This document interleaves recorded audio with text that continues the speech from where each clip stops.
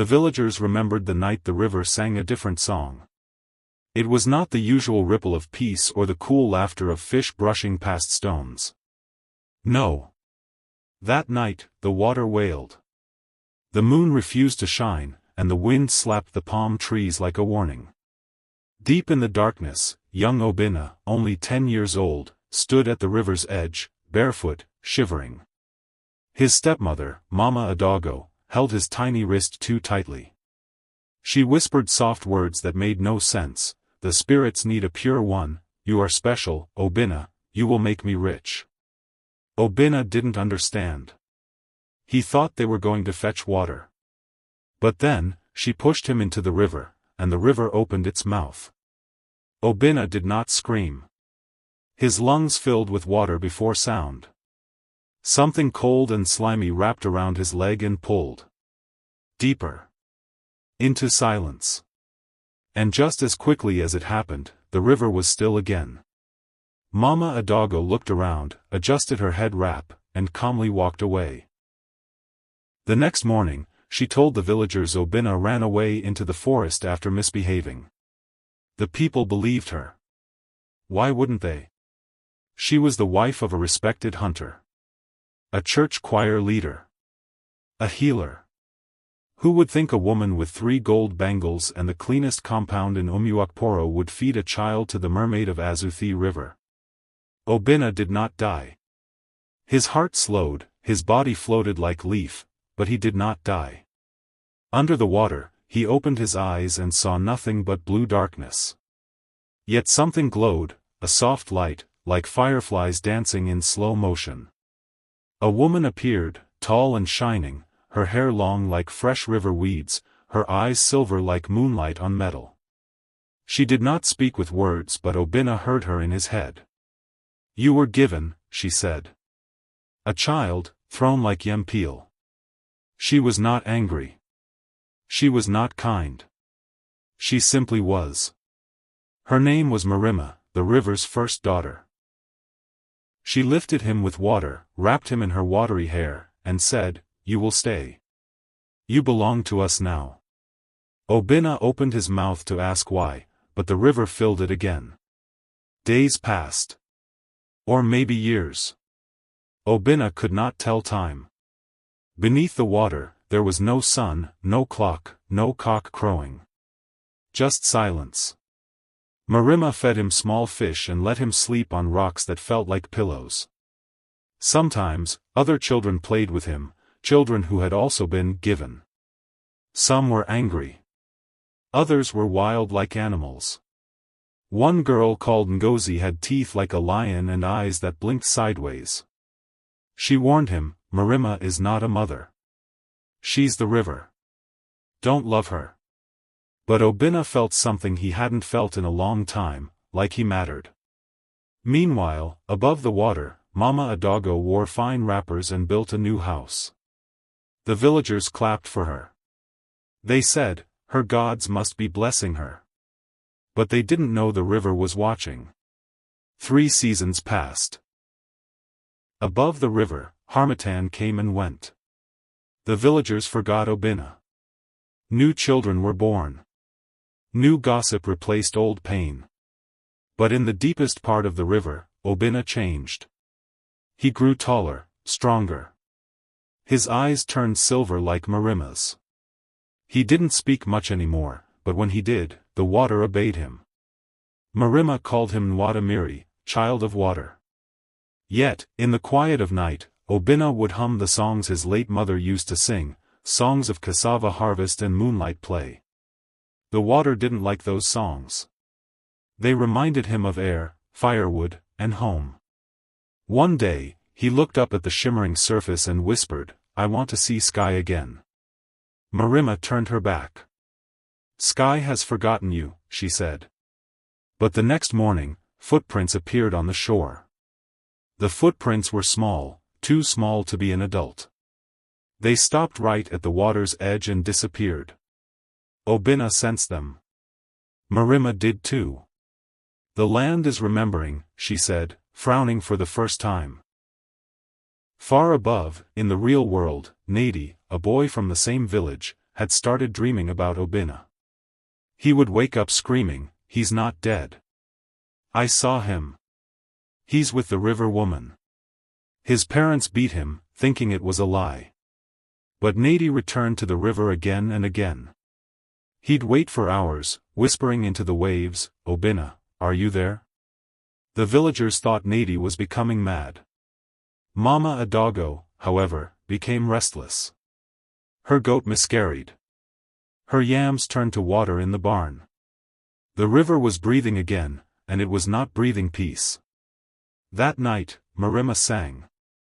It was a song of sorrow, low and deep like thunder wrapped in weeping. The other water children stayed far from her, their backs pressed to coral walls. Obinna sat still, staring at the stone in his palm, a river stone with his name carved into it.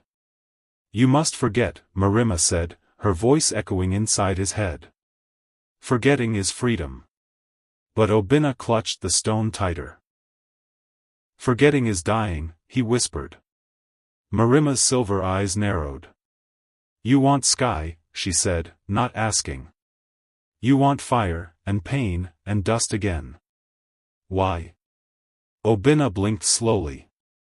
"Because my name is not yours to keep." The water turned colder. A child had never spoken to her like that. Not since Aya the Brave, and she had drowned him twice. That night, the river trembled. Obinna sat by its deepest curve, humming his mother's song again. Ngozi came beside him, her lion teeth glinting. "You want to leave?" she asked. Obinna nodded. She scoffed. "Then you have to take your name back." He looked at her, confused. She pointed to the roots of the irako tree that stretched its fingers down into the river. "Your name was buried under that tree. With a goat and 3 cowries. That's how she bought the spirits." Obinna stood. "Then I'll dig it out." Ngozi grabbed his arm. "Digging out your name breaks the river's promise." "It will break you too." Obinna's eyes gleamed. "Let it break me." That night, while the water slept, he swam toward the irako. The irako tree stood like a giant father, its roots thick as drums and covered in moss. Obinna reached it just before dawn. The water around it felt different, angrier, slower. He dug with his bare hands, pulling mud and shell and worms from the earth. His fingers bled, but he didn't stop. After what felt like hours, he found them, 3 white cowries, a clump of black goat fur, and a small calabash wrapped in red thread. Inside it was a piece of old cloth. His name, written in charcoal. The letters were fading, but still there. He pressed it to his chest. His heartbeat shook the water. All around him, the river hissed like a waking snake. Mimma was rising. "You ungrateful child," she thundered. "I made you prince underwater." Obinna didn't run. He held his name high and shouted, "I take it back." The river twisted in pain, spinning whirlpools like angry drums. Mimma screamed. Her voice cracked coral and split fish in half. Ngozi grabbed Obinna's hand. "We must go now. The sky is opening." The river ripped apart, forming a path of dry stones rising toward the surface. Obinna ran. The other water children stared, some cheering, some weeping. "You will forget us," one yelled. Obinna turned only once. "I will remember all of you," he whispered. As he reached the surface, the sun touched his skin for the first time in years. He collapsed on the sand, coughing water and tears. He had returned, but he was not the same boy Mama Adogo had pushed into the river. When Obinna stood up, his knees trembled like yam stalks in harmattan wind. The sand felt too hot, too dry. The sun too bright. The air scratched his lungs like old cloth. He fell 3 times before he could walk, but he walked. Birds flew above, but he didn't know their names anymore. The wind carried smells he'd forgotten, smoke, roasted plantain, dust, palm oil. The village path felt like a memory he had borrowed, not one he owned. Obinna wrapped the wet cloth bearing his name inside his waistband and followed the path. No one looked at him as he walked into Umuakporo. Children played ten-ten. Goats ran between compounds. Nobody screamed, nobody gasped. To them, he was just a stranger boy with river eyes. He found Nadi first. The boy was outside pounding a gussie for his mother. When he looked up and saw Obinna, the pestle dropped from his hand. "Obi," he whispered. Obinna nodded. Nadi screamed. His mother rushed out with soap on her arms, about to scold him, until she saw Obinna too. Her voice left her. Word spread fast. A crowd gathered, people murmuring, crossing themselves, grabbing their children. One woman shouted, "He's a ghost." Another cried, "It's a river trick." Obinna stood quietly, then pulled out the cloth with his name. "I did not die," he said, voice hoarse. "I was taken." Some fell to their knees. Some ran. But in the crowd, Mama Adogo stood frozen. Her lips moved without sound. Her stepson, the one she had thrown to the river, was alive. And staring right at her. Mama Adogo dropped her water pot. It rolled down the slope, splashing muddy water on her fine wrapper. Her heart pounded like a festival drum. Obinna didn't speak. He just looked at her. And that silence crushed her more than words ever could. She forced a laugh. "Obinna, is that really you? My son? My goodness. They said you ran into the forest. Oh, what the gods have done." But her voice shook like a chicken in the mouth of a lion. Obinna tilted his head. "You told them I ran?" She smiled wide, too wide. "Of course. You left. You didn't say goodbye, child." Nadi stepped forward. "Stop lying. The river took him. You pushed him." The crowd hushed. Mama Adogo's face stiffened. "This boy is confused. It's all nonsense." But her eyes were screaming. Chief Okoro, the village elder, called a meeting under the irako tree. Everyone came. Even those who never left their huts came to see the boy who returned from water. Obinna sat cross-legged before them, the wet cloth with his name placed in a calabash at the center. "Let the gods judge," Chief Okoro said. The village priest lit a fire and began the ritual. When he threw the cloth into the flames, it didn't burn. Instead, the fire turned blue. "Truth cannot be swallowed," he said. Mama Adogo stood, trembling. "This is witchcraft," she shouted. "This boy is cursed. I raised him like my own." But a baby in the crowd began crying, loud, unending. The priest pointed at her. "That child sees what we pretend not to see. This woman fed the river." That same night, Mama Adogo sat alone in her compound. She had locked the door, poured salt around the threshold, and clutched a Bible she hadn't opened in years. She murmured prayers between dry lips. But her hands trembled. The goats bleated strangely. The wind carried the sound of water splashing where no stream flowed. Obinna had gone to sleep in Chief Okoro's hut, but she felt his presence like smoke on her skin. She tried to shut her eyes but saw only the river. The moon rose high. A knock came at the door. Once. Twice. 3 times. She didn't move. The door creaked open anyway. And standing there, was Ngozi. Soaked from head to toe. Eyes glowing. Ngozi said nothing. Just stared. Mama Adogo backed away, bumping into her stool. You're one of them," she whispered. Ngozi stepped inside, water dripping onto the mud floor. "You fed the river," she said, voice like bubbles in boiling soup. "Now the river is hungry again." Mama Adogo screamed and grabbed her calabash of holy water, splashing it forward, but it turned to steam before hitting Ngozi. The boy took his name back, Ngozi said, walking closer. Now the river wants yours. With a final step, she vanished. Mama Adogo collapsed, shaking. The next morning, villagers found her unconscious, mouth full of river sand, her name whispered in every goat's bleat. And far away, at the riverbank, the water lapped gently, as if smiling. The next morning after Obinna shattered the calabash, the sun did not rise. The sky remained gray and sleepy, as if mourning something lost. Birds didn't sing. Goats didn't bleat. Even the wind stopped moving. People stepped out of their homes in silence, looking upward with fear in their eyes. The elders gathered at the shrine, burning herbs and tossing cowries. Chief Okoro's voice trembled. The river is holding the sky, he whispered. Children clung to their mothers. Pregnant women wept without knowing why. Nadi found Obinna sitting under the irako tree, silent and still. You did something, he said. Obinna nodded slowly.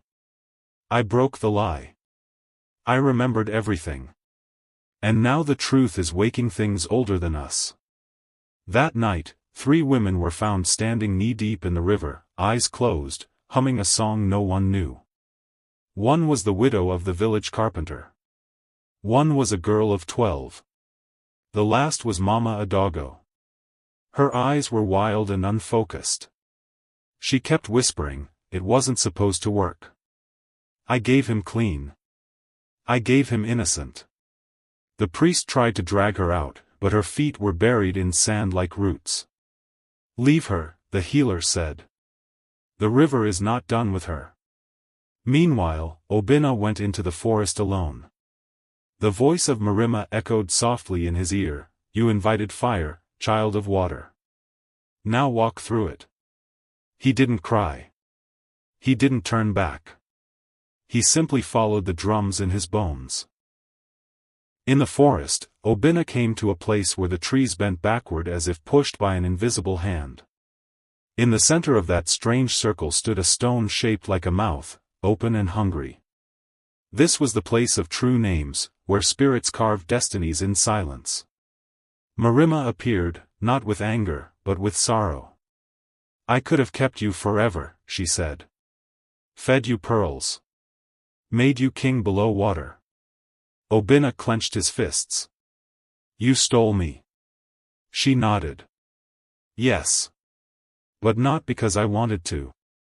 I was bound by the deal. A mother gave, and I received.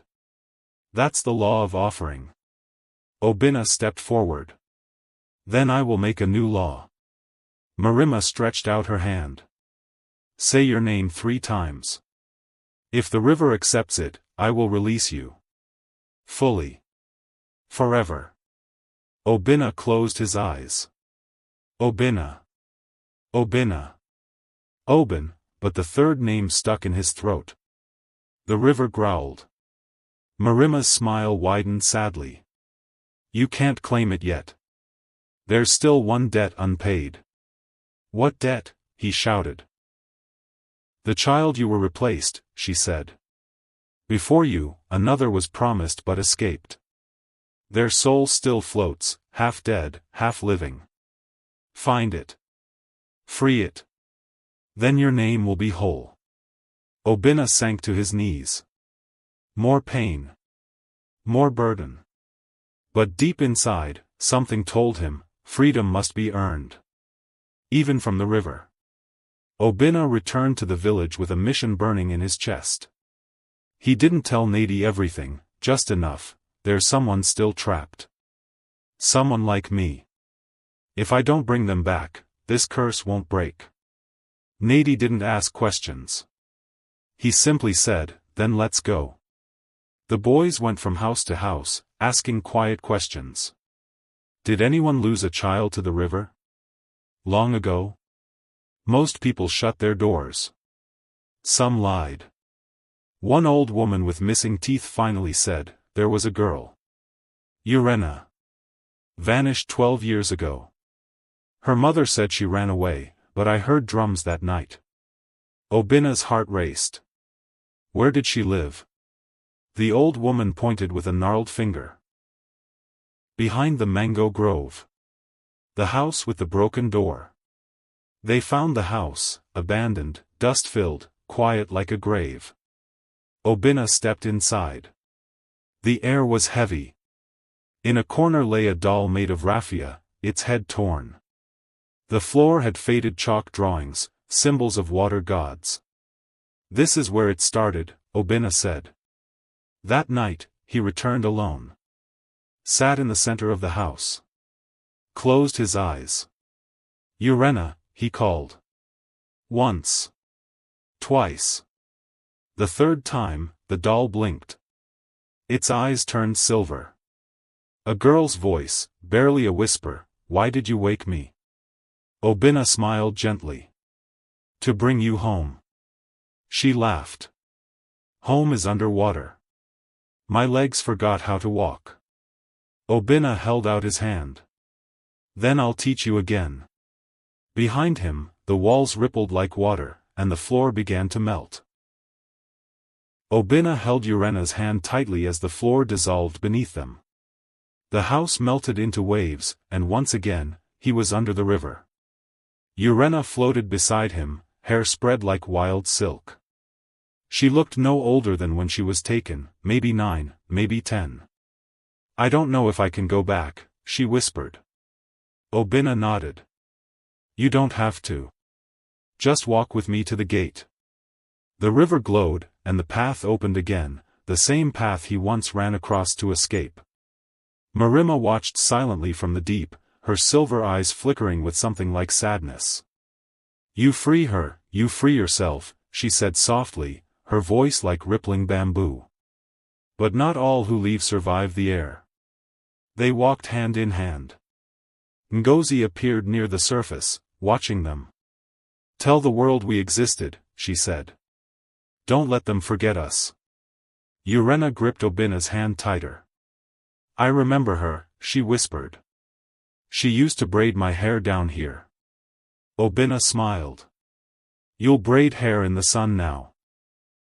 At the edge, where the river met the sky, the water shook one last time, and spat them both out. The villagers gasped. 2 children. One soaked in time. One soaked in stories. Obinna collapsed, coughing. Urrena opened her mouth, and the first word she spoke after years underwater was simply, "Mama." And far away, an old woman fell to her knees, weeping, "Urrena?" The village gathered once again under the irako tree. This time, not to judge, but to listen. Obinna and Urrena sat before the elders, flanked by the priest and Chief Okoro. Obinna retold everything. The water. The names. Mimma. The deal. The betrayal. The other children still beneath the surface. Silence followed his last words. Then Chief Okoro stood slowly. "We must make peace," he said. "Not just with the children, but with the river itself." The priest nodded. "An offering must be made. Not of blood, but of truth." The villagers collected items, baby clothes, old toys, forgotten photos. Memories of those who had been taken and erased. Obinna carried them all in a white calabash to the riverbank. Mama Adogo, weak and ghost-like now, came forward on trembling feet.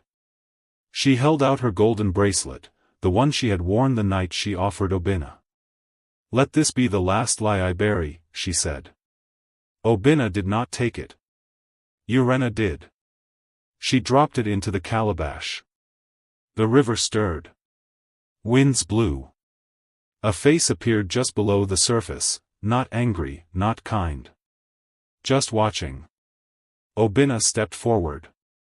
"This is our truth," he said. "We offer it with no fear." The river rippled, then went still. A heron flew across the water. For the first time in living memory, Azui sang a peaceful song. And for the first time, no child disappeared that season. Weeks passed, and peace bloomed like okra after rain.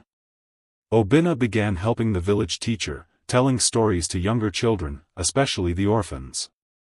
He taught them how to spell their names. How to say them boldly. "Your name," he said one day, "is a tree. If they uproot it, you plant another." Urrena spoke less but painted often. Her drawings, filled with faces from the river, were hung in the village square. People began to speak the names of the lost again. Ngozi, Aya, Tund, Maka. Names once whispered in shame were now woven into songs. Children danced to them. Elders blessed them. And slowly, the river stopped feeling like a wound. Mama Adogo, now frail and silent, lived on the edge of the village, where she farmed alone. She never asked Obinna for forgiveness, but she always left roasted yams at his door. One day, Obinna sent her a note with a kola nut. "I don't hate you. I just remember." She never replied. But that evening, she smiled for the first time in years. The river no longer sang her name. It had moved on. So had the boy she once tried to erase. Obinna stood at the river's edge that night, and for the first time, he smiled back at its silence. The river was quieter now, but it wasn't empty. Mimma still ruled below, but she no longer hunted names.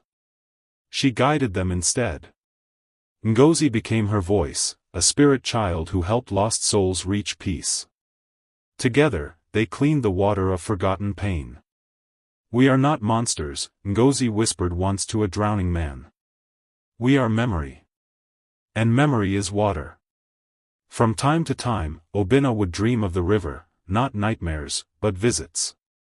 Mimma would show him new children who arrived, and ask him, "What shall we do with this one?" He would answer, "Give them hope. Then let them go." One rainy night, Obinna saw the ghost of Poko, the old seer, standing at the river. She nodded at him, then vanished into wind. Urrena began teaching girls to swim, not just float, but glide like spirits. She would whisper, "Water remembers what people forget." And in every festival, the villagers added a moment of silence for those beneath the waves.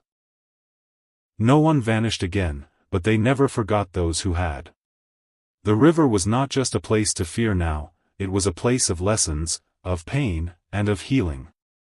To mark the final peace, the villagers planted a great tree beside Azui River. It was a naming tree. Anyone who had lost someone to the water could hang a name there. Each year, during the festival, they would gather, light lanterns, and sing the river song of Obinna. A name can be stolen, but not the soul. A child may drown, but he can rise whole. Obinna, now a man, carved stories under the tree. Urrena made clay sculptures of those who were never found. Mothers came to touch them. Fathers wept beneath their shade. It was no longer shame. It was healing. The naming tree grew so tall, it shaded half the riverbank by the third season. One day, a stranger came. A woman from far away, carrying her child. She said, "I heard this is where names come back." Obinna nodded. "You heard right." She tied a name to the branch. Then another. Then another. That evening, the river hummed again, not with anger, not with hunger, but with stories. They had turned pain into heritage. Water into history. And every name tied to the tree danced in the wind like spirits smiling. Years later, an old man stood by the river, holding a calabash filled with kola and stories. Children ran up to him, giggling. "Tell us again, Baba Obinna. The one where you beat the mermaid queen." He chuckled. "I didn't beat her. I remembered myself." They pouted. "But that's not exciting." He smiled, eyes misty. "Remembering is the bravest thing anyone can do." He looked at the river, which now shimmered golden in the evening sun. This river took my name once, he told the children. But I took it back. And now it feeds the ones it used to drown. As the children scattered to chase dragonflies, Urrena joined him by the naming tree. You ready? She asked. He nodded. Together, they poured libation for the forgotten and whispered thanks to Mimma for letting them go. And as the sky burned orange above, the water sang again. Not a sad song. Not a song of hunger. But a song of return. A boy once thrown away had turned into a man of memory, a river of truth. His name had not just returned, it had grown roots. And in the heart of Umuakporo, no one ever forgot the boy who took his name back.